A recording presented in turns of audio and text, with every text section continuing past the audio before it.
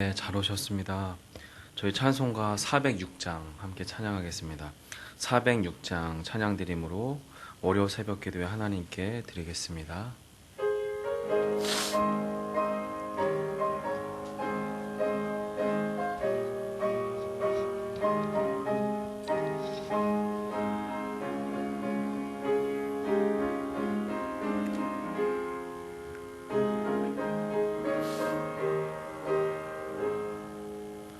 고난의 영혼 편히 쉴 곳과 풍랑이라도 안전한 폭우 폭풍까지도 다스리시는 주의 영원한 파리지에 주의 영원한 심판 함께하사 항상 나를 붙드시니 어느 곳에 가든지 요동하지 않음은 주의 팔을 의지함이라. 세상 친구들 나를 버려도 예수는 함께 동행함으로 주의 은혜 충만하리니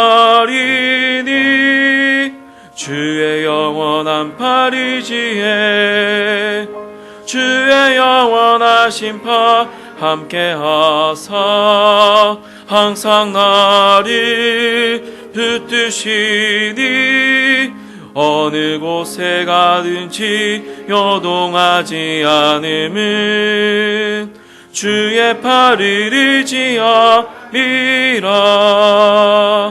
나의 믿음이 연약해져도 미리 예비한 힘을 주시며 위태할 때 안보하시는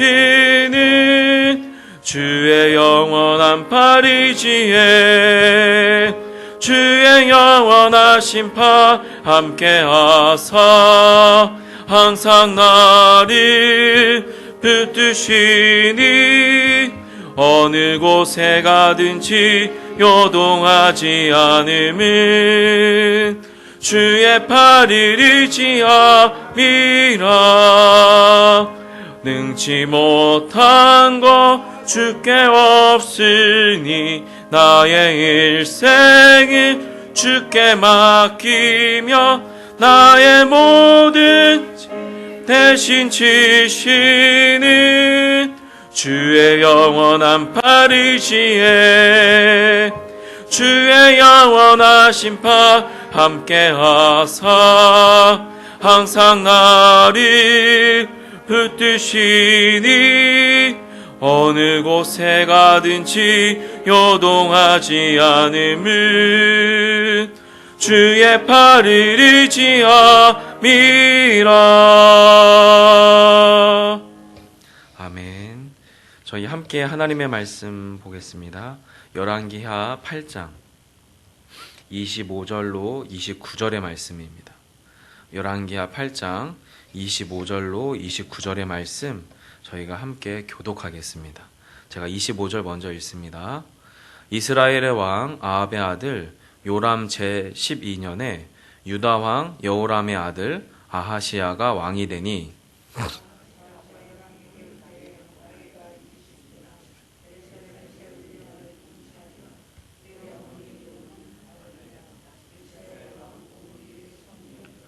아하시야가 아합의 집 길로 행하여 아합의 집과 같이 여호와 보시기에 악을 행하였으니 그는 아합의 집의 사위가 되었음이더라.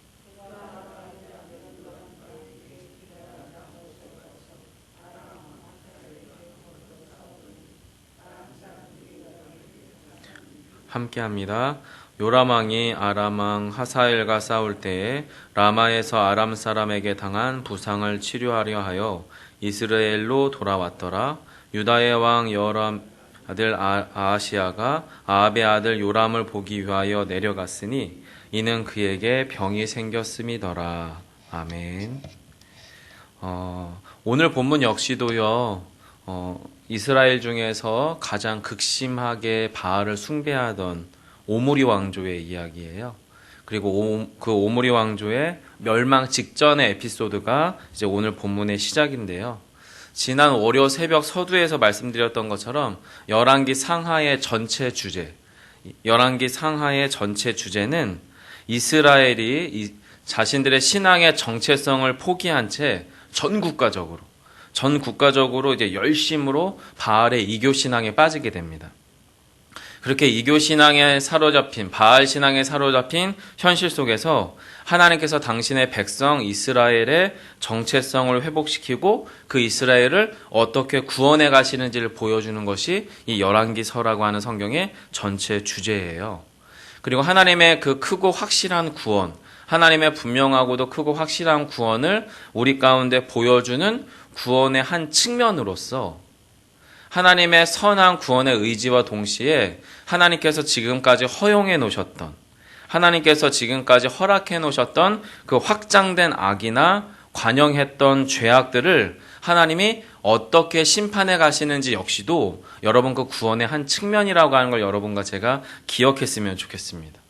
즉 하나님의 구원이라고 하는 것은 긍휼의 사랑과 그리고 두렵고 떨리는 심판의 공의가 공존한다라고 하는 거죠. 그리고 오늘 본문은 바로 그 하나님의 두렵고 떨리는 하나님의 심판의 이야기, 이스라엘의 악의 화신과 같았던 오므리 왕조, 아합 가문의 그 아합 왕가의 종말의 전조 과정을 이제 오늘 본문이 보여주고 있는 거예요. 그래서 여러분 오늘 본문에 드러난 악의 종말, 관영했던 이스라엘 사회 가운데 관영했던 이 악의 종말의 전조 증세, 전조 과정은 뭐냐면 무제한적인 악의 확장입니다.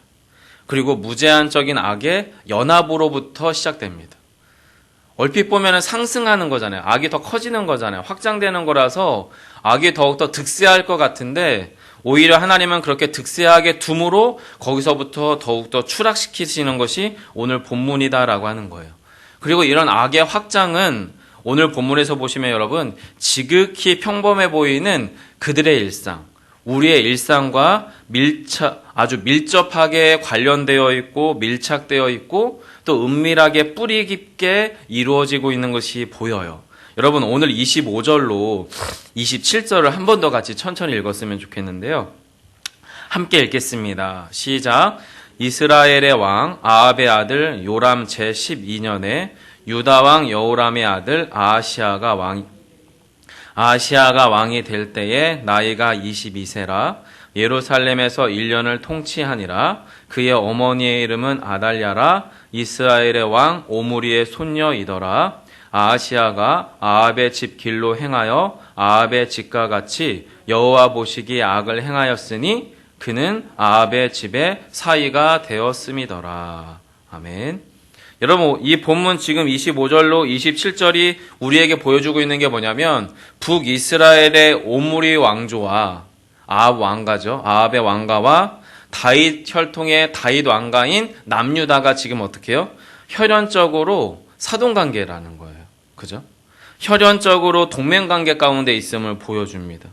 그리고 특별히 26절에 등장하는 아달랴라고 하는 어머니를 지금 26절의 성경은 뭐라고 얘기하냐면 이스라엘의 왕 누구의 손녀라고요? 오므리의 손녀. 오므리는 누굽니까? 아합의 아버지. 그리고 아합 왕조를 시작했던 첫 번째 왕이 바로 이 오므리예요. 근데 여러분 그 연대를 엄밀히 추정하게 되면 오므리의 딸로 묘사되고 있는 아달랴는 실제로는 아합의 여동생일 것으로 추정해요. 연도를 추정해 보면. 자, 그러면 오늘 본문에서 본문의 아달랴를 이스라엘의 왕 오므리의 손녀로 표현한 것은 잘못된 건가? 그런 의미는 아니고요. 기록상의 오류가 아니라 오므리 왕조의 손녀이더라라고 하는 말은 오므리 왕조로부터 흘러오는 가풍, 영적인 기류, 바로 지독한 바알 숭배 신앙의 계승자가 너도 나도 아닌 아합보다 오히려 둘째가라며 서러운 사람이 바로 아합의 여동생인 누구라는 거냐면 아달랴였다라고 하는 것의 묘사입니다. 즉 아합 왕가의 독실하고도 정말 지독한 바알 숭배 신앙은 아들 아합으로부터 시작된 게 아니라 아버지 오므리부터 시작이거든요. 그 오므리로부터 오는 뿌리 깊은 바알 숭배 신앙을 누가 그대로 전수받았냐면 바로 아합의 여동생 아달랴가 전수받았다는 거예요.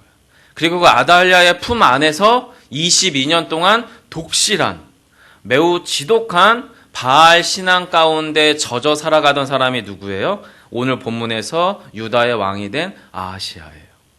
그래서 여러분, 이 아하시아는 고작 1년 동안 지금 현재 예루살렘에서 유다 왕이 되었지만 왕이 되기 이전에 이미 그는 바알주의자였습니다.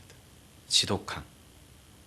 자, 그래서 여러분, 혈통상으로 사돈관계고 종교적으로 동일한 색채를 가지고 있는 바알 신앙 가운데에서 긴밀하게 종교적 일체감을 가지고 있는 북이스라엘과 남유다는 이 종교적 일체감을 기초로 해서 혈맹, 사돈관계를 맺고 그 사돈관계를 기초로 해서 사회경제적으로 또한 정치군사적으로 연대를 하게 돼요. 그러면서 강력한 연합 기초가 오늘 본문에 등장을 했고, 이 강력한 연합의 기초는 주로 무엇을 통해 과시되냐면 연합전선을 편 전쟁을 통해서 과시돼요. 여러분, 전쟁이라고 하는 것은 결국에 고대 전쟁은 그거거든요. 저와 같이 그냥 건장한 남자와 남자가 만나서 칼을 휘두르든 창을 휘두르든 제가 가지고 있는 체력, 전투력을 기초로 해서 상대방의 전투력을 감소시키는 게 고대 전쟁이잖아요. 즉 내가 힘이 세서 나보다 2명을 죽이면 이기는 전쟁이에요. 아니면 내가 한 사람한테 죽임당하면 그건 어떻게 해요? 또이또이 비기는 거예요. 자, 그러면 여러분, 고대 전쟁에서 연합전선을 핀다는 것은 앞에서 싸울 때 뒤에서 누군가 공격할 때 그 뒤를 누가 봐줘야 되는 거죠. 믿을 사람이 봐줘야 되잖아요. 이 연합전선을 핀다라고 하는 것은 결국에 자신의 등짝을 맡길 수 있는 사람이라는 거죠. 강력한 연합의 의지가 오늘 본문 가운데에서 드러나고 있다는 거예요. 자, 그런데 성도 여러분, 한 가지 더 생각해 봐야 될 게, 고대 국가들 가운데서 전쟁하는 게 잘못된 걸까요? 지금도 현대사회에서도 끊임없는 내전들이 있잖아요. 특별히 팔레스타인 지역은 더 그렇거든요. 계속 갈등 관계 가운데 있습니다. 지금도 싸워요. 전쟁하는 게 잘못일까요? 저는 개인적으로 잘못된 거라고 표현할 수는 없을 것 같아요. 왜냐하면 인간의 역사는 항상 그랬어요.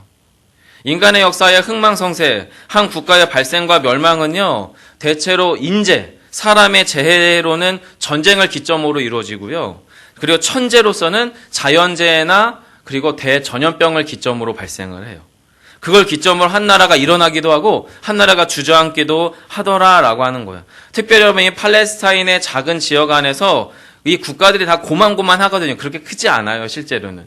이 팔레스타인 지역의 소국가들 사이에서의 전쟁은요, 한정된 재화 안에서 한정된 물과 한정된 농작물과 한정된 영토 안에서 자신들의 힘과 자신들의 생존 우위를 위해서 빈번하게 일어났던 일들이에요.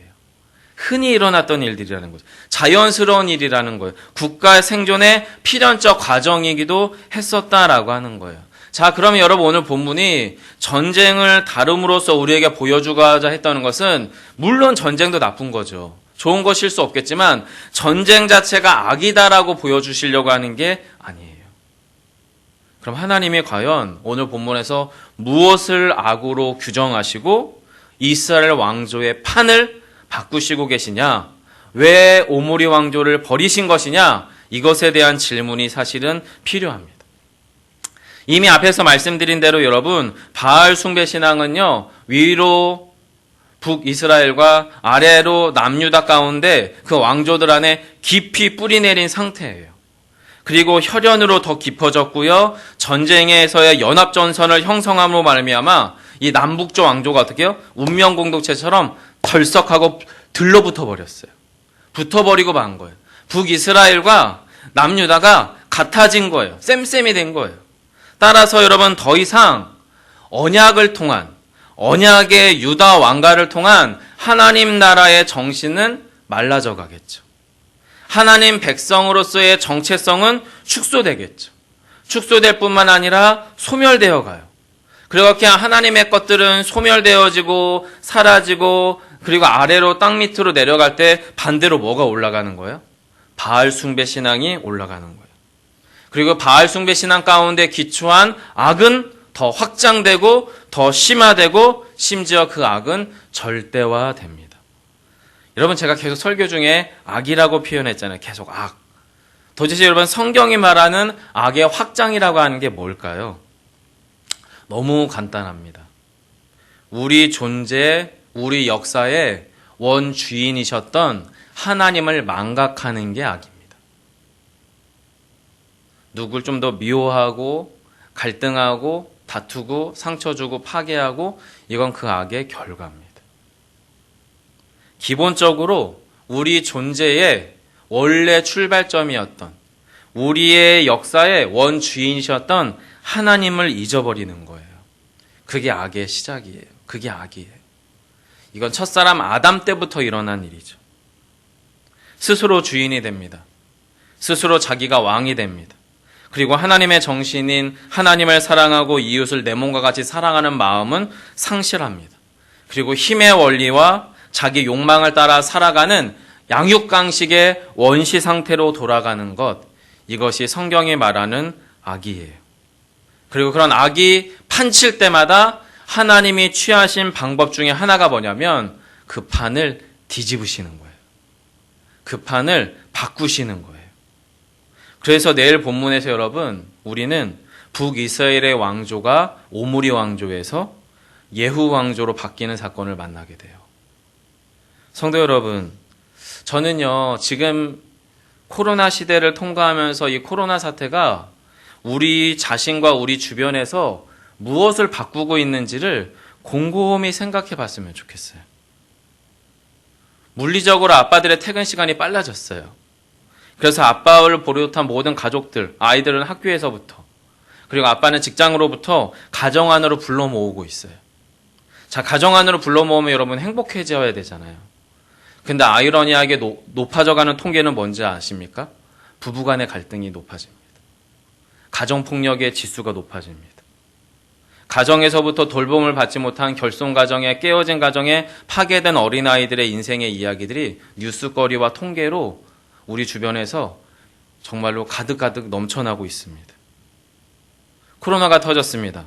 교회 예배당 중심의 신앙생활 안에서 저희가 개인 신앙생활에, 개인의 내면의 참신앙을 요구하는 상황으로 옮겨져 버렸어요. 예전에 저희들의 신앙생활은 아침 7시든 6시든 일찍 일어나서 양복을 차려입거나 정장을 차려입고 와서 우리가 섬겨지는 어느 한 파트에서 봉사하고 자신이 정한 1, 2, 3부 예배 중에 하나만 예배드리면 됐어요. 식당에서 봉사를 하든, 주차장에서 봉사를 하든, 교사로 봉사를 하든, 찬양대로 봉사를 하든, 자신의 봉사 시간 2-3시간 정도에 자신의 예배 1시간 반 정도의 예배만 드리면 그게 우리가 생각하는 예배당 중심의 주일 성수였어요. 근데 그게 불가능해졌어요. 자, 불가능해지고 나서 이제 우리가 어떻게 해요? 스스로 성경을 읽어야 돼요. 스스로 기도를 해야 돼요. 스스로 예배를 드려야 돼요. 자기 신앙의 주체성이 나로부터 출발해야 되는데 생각보다 우리가 성경을 잘 모르고요. 생각보다 우리가 혼자 기도하는 힘이 부족하고요. 혼자 생각보다 자기 신앙을 지켜가는 것이 쉽지 않다는 우리의 신앙의 민낯을 보게 하고 계세요. 그러면서 우리는 깨닫습니다. 우리의 삶의 현실에서 이 세상에서 내가 참 그리스도인으로 살아가는 것이 쉽지 않다는 것을 발견하게 됩니다. 하나님의 은혜를 갈망하고 복음에 깊이 참여하며 예수 그리스도께서 하나님께서 우리 가운데 정하신 하나님 나라의 정신이 무엇인지 구현하고 우리가 이 땅 가운데서 하나님의 사람다웁게 살아가는 정체성을 확장시켜 나가야 될 그 어떤 때보다 시급한 때인 것 같은데 실상은 우리가 그러지 못할 경우가 많다는 거죠. 그 가운데서 저는 스스로 생각해 봐요. 왜 그럴까? 하나님은 지금 우리의 판을 흔들고 계신 것 같아요.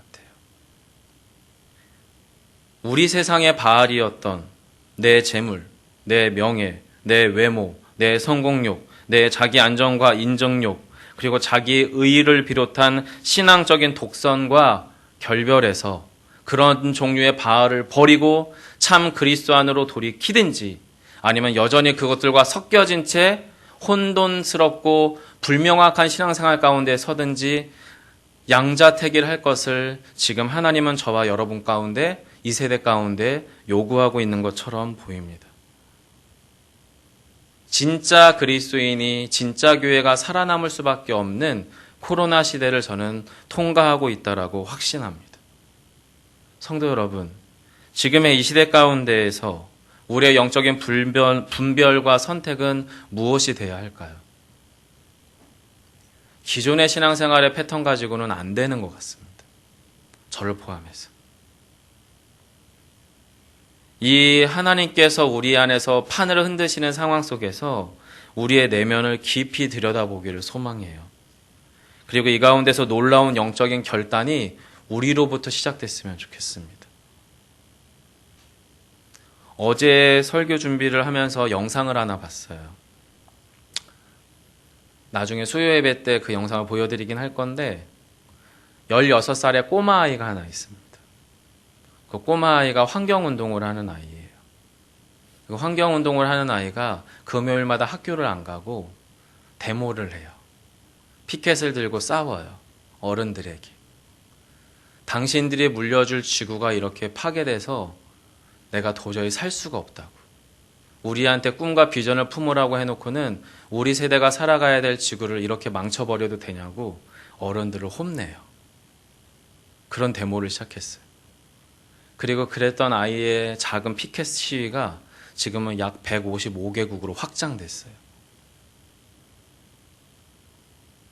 여러분의 가정에 그 어리디 어려 보이는 10대의 아이들이 건강한 성숙한 시민의식을 가지고 자기가 살아가야 될 이 세대와 이 땅을 염려하기 시작했어요.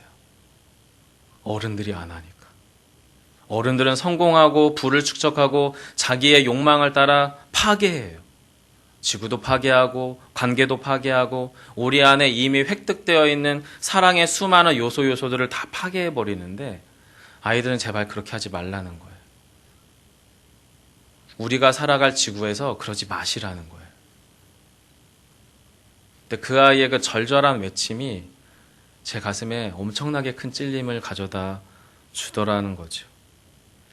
성도 여러분, 아합 가문의 이야기일까요? 우리도 결혼하고 부부가 되고 자녀를 낳고 먹고 살고 살아가지 않습니까? 우리의 이 지극히 평범한 일상 안에 스며들어 있는 이 악의 구조들이 있다는 거죠. 우리 안에 본질적으로 하나님도 좋고 세상의 바알도 좋다는 이 이중 논리가 우리 안에 깊이 스며들어 있다는 거죠. 제 안에도 어쩌면 여러분 안에도 무의식적으로 그것들이 작동될 수 있어 보입니다. 그 가운데서 우리가 하나님 앞에 분별해야 될 것은 하나님은 이제 결정하라는 거예요. 왜요? 우리 자녀 세대들을 위해서. 우리 자녀 세대를 그리스도로 초청할 수 있는 가장 강력한 힘은 우리가 진짜 예수쟁이가 되는 수밖에 없을 것 같아요. 왜요? 우리 자녀 세대는 교회를 보고선 그리스도를 발견하지 못합니다. 그들이 속한 공동체를 보고서는 교회를 발견하지 못합니다. 지금의 청년 세대를 비롯한 가나안 성도들이 교회를 떠나는 가장 주된 이유가 교회 안에 공동체로부터 받은 상처 때문에 그랬다고 해요. 물론 그들의 잘못도 있겠죠.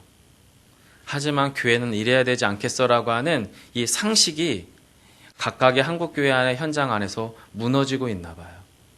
그들을 설득할 수 없나 봐요. 믿는 가정이, 믿는 공동체가, 믿는 교회가 그들을 설득하지 못하나 봅니다. 말씀을 맺겠습니다. 아합 가문의 이 멸망의 스토리는 우리에게 심판의 두려움을 가져다주는 이야기가 아닙니다. 구원의 그 놀랍고 기쁜 하나님의 크고 확실한 구원의 이야기 안에서 우리가 그 구원에 참여하기 위해서 어떠한 영적인 민감함을 가져야 되는지를 우리에게 각성시켜주는 본문이에요.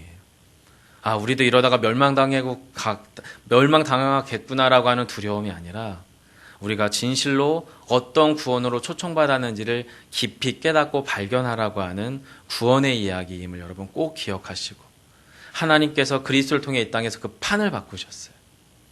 주님께서 지금 이 땅 가운데서 그 죄를, 그 사망을 짓밟고 영원한 영생의 약속과 생명의 약속 안으로 우리를 초청하셨습니다. 오늘도 그 사랑 안으로, 그 참 사랑의 질서가 여러분과 저의 가정 안에, 우리의 교회 공동체 안에, 우리의 삶의 현실 안에 충만하기를 간절히 소망합니다. 기도하겠습니다.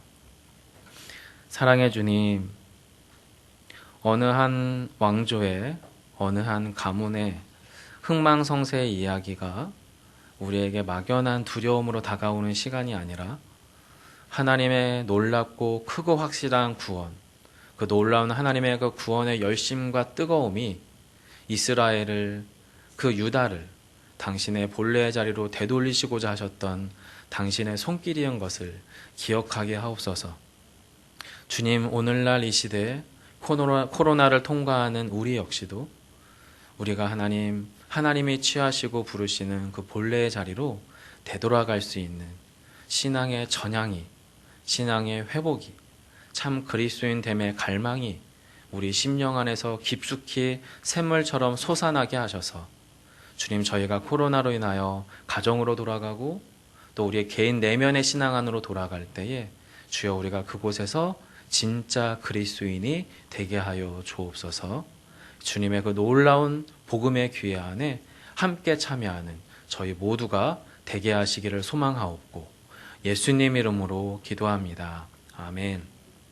하늘에 계신 우리 아버지여, 이름이 거룩히 여김을 받으시오며 나라의 임하옵시며 뜻이 하늘에서 이룬 것 같이 땅에서도 이루어지이다.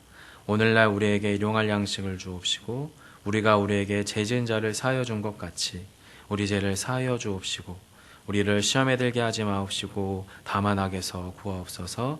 대개 나라와 권사와 영광이 아버지께 영원히 싸움나이다. 아멘. 함께 나눈 말씀을 기억하면서 기도해 주시고요. 오늘은 저희 예수양남교회 공동체와 사역자들을 위해서 기도해 주시길 바랍니다.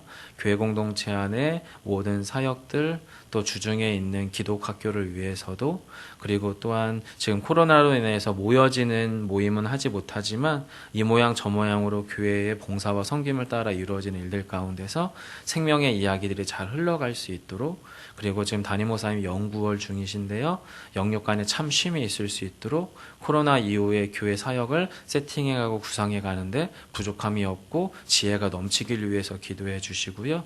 또한 교회 사역을 돕는 저희 부교육자들을 위해서도 저희 중직에 계신 장로님, 권사님, 시무지사님, 목회기획팀 팀장님들을 위해서도 더불어 기도해 주시고 개인 기도하시고 돌아가겠습니다. 기도합니다.